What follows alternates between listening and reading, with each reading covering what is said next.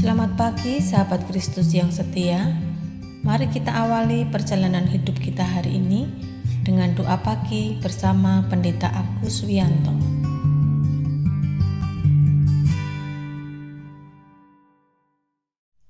Selamat pagi sahabat Kristus yang setia. Kita bersyukur kalau pagi ini bisa berjumpa lagi dalam doa pagi. Sebelum memulai doa pagi, mari kita bersaat teduh. Mari kita berdoa. Allah yang pengasih, kami mengucap syukur kalau pagi ini Tuhan berkenan memberi kesempatan kepada kami berjumpa dalam doa pagi. Kami ingin duduk diam di bawah kaki Tuhan untuk mempergumulkan firman Tuhan. Mohon Tuhan menjamah hati dan akal budi kami, agar kami dapat belajar firman Tuhan dengan baik, sehingga kami mengalami pertumbuhan iman untuk menjadi semakin serupa dengan Tuhan Yesus. Tolonglah hamba-Mu dalam menguraikan firman Tuhan. Bimbinglah hamba-Mu melalui pertolongan Roh Kudus, agar hamba-Mu dapat menguraikan firman Tuhan dengan baik dan benar. Terima kasih Tuhan, dalam nama Tuhan Yesus kami berdoa dan bersyukur. Amin. Sahabat, sebelum membaca dan mempergumulkan firman Tuhan, mari kita menyanyikan pujian dari NKB 138 bait 1 dan 3 bersama Ibu Azalia Fabiola.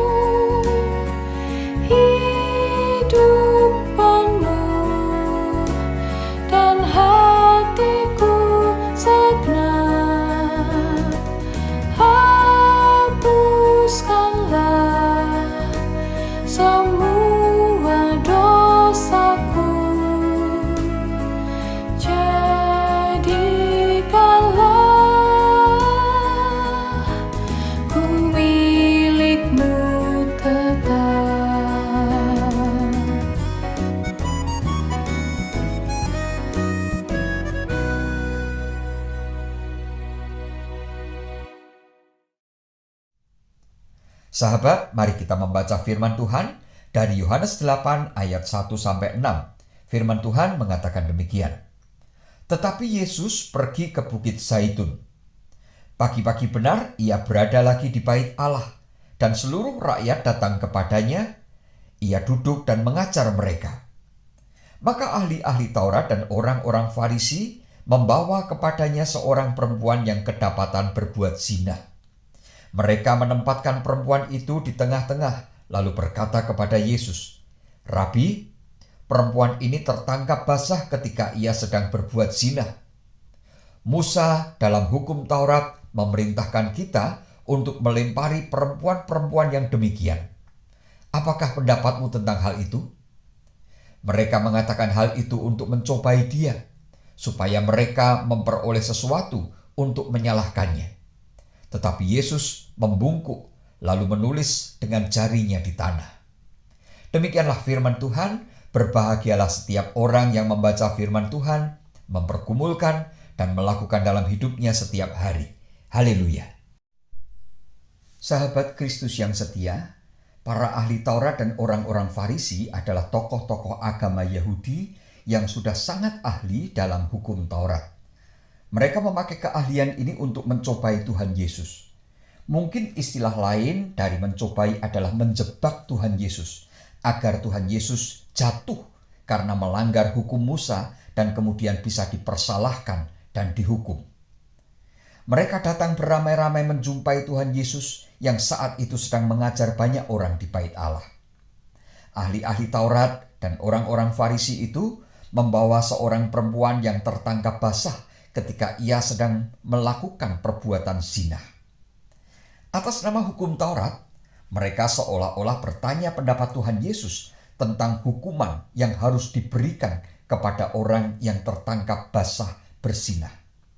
Hukuman itu tidak lain adalah hukuman mati dengan cara dilempari batu. Sahabat, ahli-ahli Taurat dan orang-orang Farisi itu hendak mengajak Tuhan Yesus melakukan kejahatan yang dilegalkan oleh hukum Taurat. Apakah Tuhan Yesus mau membunuh orang? Andai kata Tuhan Yesus mau menghukum perempuan itu dengan hukuman mati, tentu masyarakat tidak akan ada yang menuntut atau menyalahkan, karena hukuman itu sah menurut hukum Taurat. Ahli-ahli Taurat dan orang-orang Farisi adalah orang-orang yang hebat, pandai, dan sangat menguasai hukum Taurat. Karena itu, jebakan ini adalah jebakan yang sangat sulit untuk diatasi. Namun, apakah demi hukum Taurat Tuhan Yesus mau membunuh? Ini adalah hukuman yang sangat keji dan juga melanggar 10 perintah Allah. Jangan membunuh. Kalau Tuhan Yesus melakukannya, Tuhan Yesus akan menjadi sama jahatnya dan sama kejamnya dengan ahli-ahli Taurat dan orang-orang Farisi itu.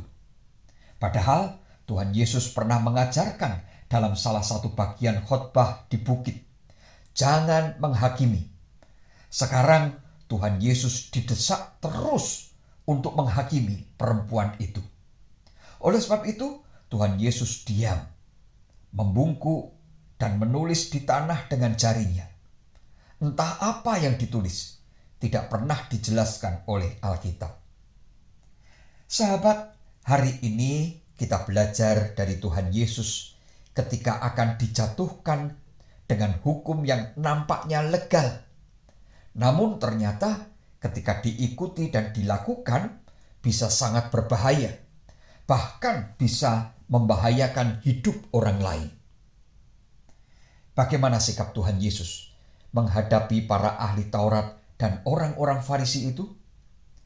Tuhan Yesus tetap tenang dan tidak segera memberi jawaban. Mungkin kita berpikir, apakah Tuhan Yesus tidak tahu bagaimana harus menjawab para ahli Taurat dan orang-orang Farisi itu? Tentu bukan begitu. Tuhan Yesus adalah Allah yang Maha Kuasa. Tuhan Yesus pasti bisa dan pasti tahu bagaimana cara menjawab para ahli Taurat dan orang-orang Farisi itu. Sahabat, sikap Tuhan Yesus ini mengajar kita semua. Yang pertama, tenang. Tidak cepat bereaksi meskipun dalam keadaan didesak oleh orang-orang yang berkuasa. Yang kedua, Tuhan Yesus tidak cepat-cepat memberi jawaban. Namun ketika memberikan jawaban, Tuhan Yesus dapat memberikan jawaban dengan sangat bijaksana. Bahkan bisa membuat para penguasa agama itu tidak berkutik dan meninggalkan tempat itu tanpa melakukan hukuman kepada perempuan itu. Ketiga, Tuhan Yesus sangat sabar meskipun tahu bahwa saat itu Tuhan Yesus sedang dijebak. Sahabat, punya sikap seperti Tuhan Yesus sangat tidak mudah. Namun sebagai pengikut Tuhan Yesus, kita harus belajar menjadi seperti Tuhan Yesus. Belajar bersikap tenang, sabar, dan bijaksana dalam menghadapi cobaan atau godaan hidup, agar kita tidak terjebak dari masalah dan kita malah mengalami masalah yang lebih dalam. Sahabat, semua orang tanpa kecuali pasti akan menghadapi masalah dalam hidupnya. Bahkan Tuhan Yesus pun mengalami masalah yang sulit. Persoalannya bukan terletak pada masalahnya, melainkan pada bagaimana sikap kita menghadapi masalah itu. Tuhan Yesus telah mengajar kita dalam bersikap menghadapi masalah. Mari kita teladani Tuhan Yesus sekalipun itu tidak mudah. Mari kita bersikap seperti Tuhan Yesus yang tenang, sabar, dan bijaksana dalam menghadapi masalah, agar kita berhasil menghadapi semua masalah yang mengganggu hidup kita. Tuhan memberkati kita semua. Amin.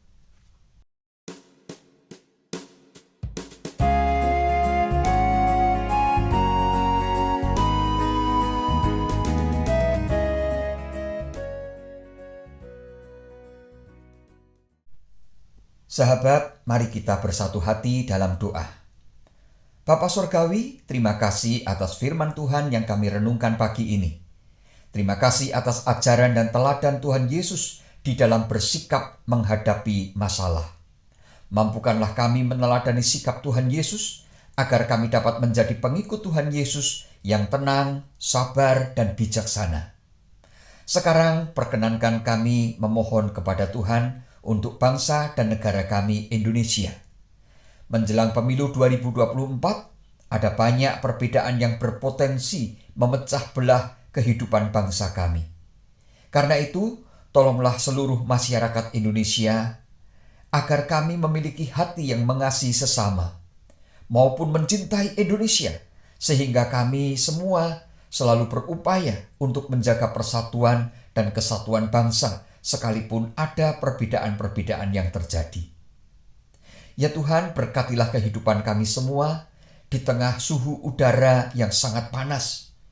Mohon Tuhan beri kesehatan kepada kami semua, agar di tengah cuaca seperti ini kami dikuatkan dan dimampukan menjaga kesehatan kami dengan baik. Tuhan, sembuhkanlah sahabat-sahabat kami yang sedang sakit. Dan juga kuatkanlah para sahabat yang lanjut usia, agar mereka tetap kuat dan sehat. Kami mohon pertolongan Tuhan untuk panitia Natal GKI Tumapel 2023. Mohon Tuhan memberkati dalam seluruh rencana kerja yang mereka persiapkan. Juga semua acara yang sedang disusun. Mampukan rekan-rekan panitia Natal bekerja sama dengan kompak dan kreatif. Ya Tuhan, tolonglah juga panitia bulan keluarga yang masih akan menyelenggarakan acara keakraban dan KKR. Kiranya Tuhan berkenan memampukan dan memberikan kelancaran untuk semua acara yang dipersiapkan, agar umat-Mu mengalami pertumbuhan iman dan keakraban. Akhirnya, kami menyerahkan seluruh perjalanan hidup kami sepanjang hari ini ke dalam tangan penyertaan Tuhan. Mohon Tuhan berkenan memberi kesehatan, rezeki, dan kebahagiaan dalam perjalanan hidup kami. Inilah doa kami yang kami mohon di dalam nama Tuhan Yesus. Amin. Kasih Tuhan mengiringimu dan sayapnya melindungimu. Tangan Tuhan pegang di dalam hidupmu. Majulah dalam terang kasih-Nya.